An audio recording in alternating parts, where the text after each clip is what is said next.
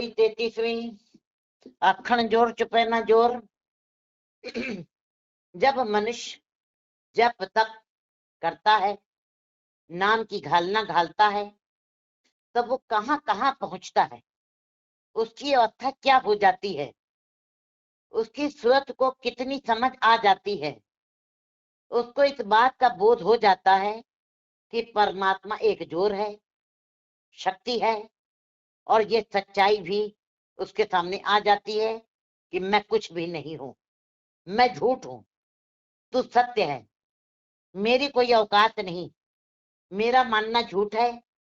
जब ऐसी समझ मनुष्य के अंदर जप तप द्वारा आ जाती है, तब उसको हर तरफ तू ही तू दिखाई देता है, उसकी मैं की दीवार टूट जाती है। गुरु जी वाणी में भी फरमान करते हैं कि अगर मनुष्य के हाथ में सब कुछ है, या ये कहे मनुष्य कि संसार में मेरा ही जोर काम कर रहा है और मैं ही सब कुछ कर रहा हूं, अगर जो अज्ञानतावश अगर जो मनुष्य ये कह रहा है कि मैं ही सब कुछ कर रहा हूं और सब कुछ कर सकता हूं, तो साहब कहते हैं कोई करके देख ले, कोई करके दिखाए। जिस हाथ जोर कर वेखे सोए, इसके हाथ होए तो सब कुछ ले, जो तिस पावे सोई करे। आखन जोर चुपे ना जोर। गुरु जी बता रहे हैं अगर सचमुच ही मनुष्य के हाथ में सब कुछ है, तो सब कुछ मनुष्य के हाथ में होना चाहिए। सब कुछ मनुष्य के हाथ में नहीं है। ये बात अलग है कि मनुष्य दावा करता है कि गुरु जी कहते हैं कि जो कहे कि मेरे हाथ में जोर है तो करके देख ले क्या कर सकता है। आगे साहब कहते हैं कि मनुष्य के हाथ में बोलने और चुप रहने की भी ताकत नहीं है। यहाँ बोलने पर भी जोर काम कर रहा है, कोई शक्ति काम कर रही है, और चुप रहने पर भी किसी और दूसरे की शक्ति काम कर रही है। ना उसका बोलने पे जोर है, ना चुप रहने पे जोर है, उस परमात्मा का ही जोर चल रहा है। अक्सर हम खुद भी अपने ऊपर भी विचार करें तो कभी कभी हम ये कह देते हैं कि ये बात हमें बोलनी नहीं चाहिए थी, मुंह से निकल गई है। गुरु जी इस बात को भी नहीं कबूल करते हैं, नहीं स्वीकार करते। वो कहते हैं कि ये बात तुम्हारे अंदर चल रही थी, क्योंकि बात नाभि से टंकण करती हुई, हृदय को छूती हुई, कंठ के बाद रचना पर आती है। गुरु जी कहते हैं ये बात कहने में भी वह अगम्य शक्ति काम कर रही है। हमारा दिमाग उसकी शक्ति से ही सोच रहा है। इसका मतलब यह है कि उसके जोर से ही हम बोल रहे हैं, उसके जोर से ही हम चुप कर जाते हैं।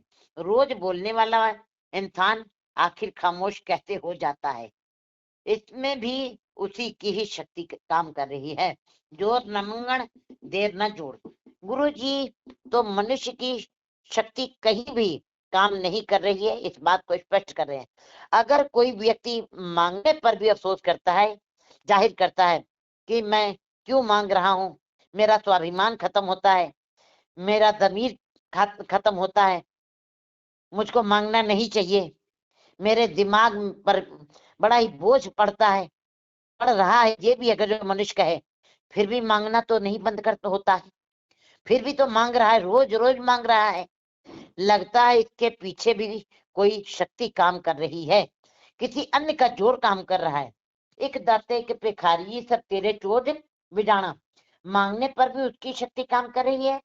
और अगर मनुष्य ये कहे कि अमुक वस्तु मुझे देनी नहीं चाहिए थी, मैं दे बैठा हूं, तो अगर तू दे बैठा है तो इसका मतलब ये बात स्पष्ट हो गई कि देने पर भी तेरा कोई जोर नहीं है, चल पा रहा है। तो इसका मतलब जोर किसी और का काम कर रहा है। लेकिन गुरुजी वाणी द्वारा इस बात को जीवों को समझा रहे हैं, वैसे तो तेरे हाथ में कुछ भी नहीं है। याद रखना सबसे बड़ी घटना, तू अपनी मर्जी से संसार में आया भी तो नहीं।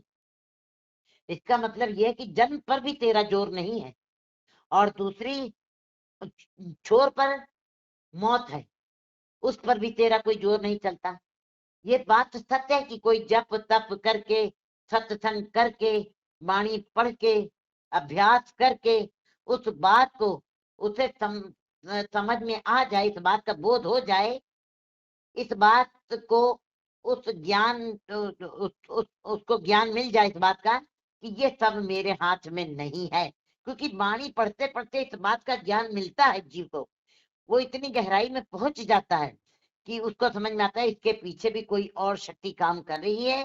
तो अगर जो इस बात की समझ किसी को आ गई है तो समझ लीजिए कि वो मनुष्य ने जीवन की शिखरता को छू लिया है। जोर ना राज माली मन शोर, मनुष्य मन में राज माल का जोर चलता रहता है। मनुष्य के मन में धन संपत्ति का शोर शराबा भी है कि मेरे पास ये अमुक वस्तु है, मेरे पास वो वस्तु, मेरे पास बड़ी समृद्धि है। या कोई व्यक्ति ये कहता है कि मेरे पास ये भी होना चाहिए। ये जो मन में धन संपत्ति का शोर जो चल रहा है, आंधी तूफान की लहरें जो चल रही हैं धन संपत्ति रूपी, गुरु जी कहते हैं मनुष्य अपनी मर्जी से ये शोर शराबे को खत्म नहीं कर सकता है, खत्म नहीं करता है। इस शोर शराबे में भी उस प्रभु की मर्जी ही काम कर रही है, क्योंकि इस तरह का शोर शराबा अगर प्रभु मनुष्य मन में पैदा न करता तो संसार में कुछ होना ही नहीं था, जगत को कुछ बनना ही नहीं था, जगत का कुछ निर्माण भी नहीं होना था। महाराज कहते हैं ये धन संपत्ति का शोर कभी समाप्त नहीं होगा, खामोश नहीं होगा, सदा चलता रहेगा, ये चलता ही रहेगा। जोर ना सुरती ज्ञान विचार, अपनी सुरति को शब्द के साथ जोड़ना भी मनुष्य के हाथ में नहीं है। मन को एकाग्र भी करना भी मनुष्य के हाथ में नहीं, उसका अपना जोर नहीं काम कर रहा है। इंसान ये चाहे कि मैंने अपनी ताकत से आज मन को टिका लिया है, स्थिर कर लिया है, तो गुरु जी ये कहते हैं कि ऐसा भी नहीं हो सकता।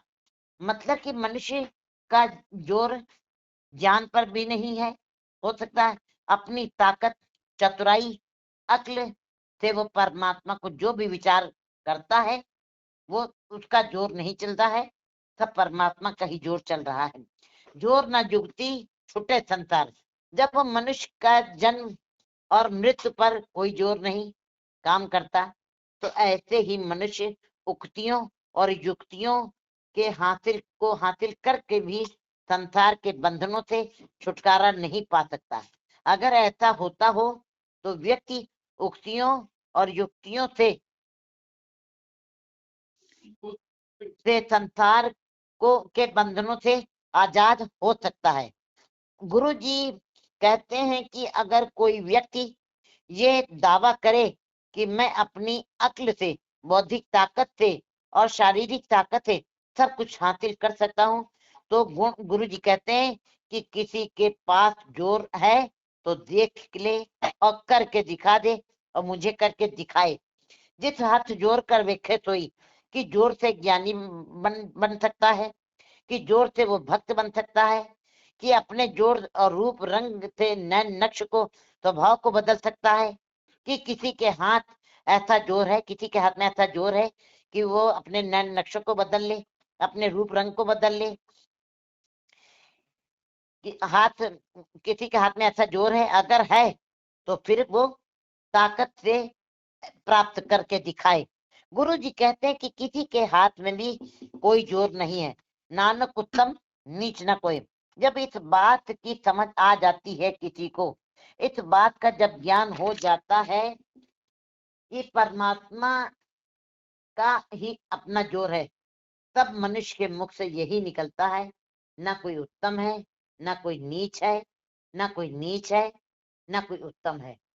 फूल सुंदर जरूर है, सुगंधी से भरे जरूर है, पर ये सुगंधी और खिलावट गंदी खाद ने उसके अंदर भरी है। अगर ये गंदी खाद ना हो तो कभी फूल के अंदर खिलावट और सुगंधी नहीं आ सकती। इस तरह कोई छोटा नहीं होता है, खाद गंदी है, छोटी है, लेकिन फूल के अंदर सुगंधी और खिलावट उसी के द्वारा हो सकती है। इसलिए ना कोई उत्तम है ना कोई नीच है, उत्तम को भी नीच की जरूरत पड़ सकती है।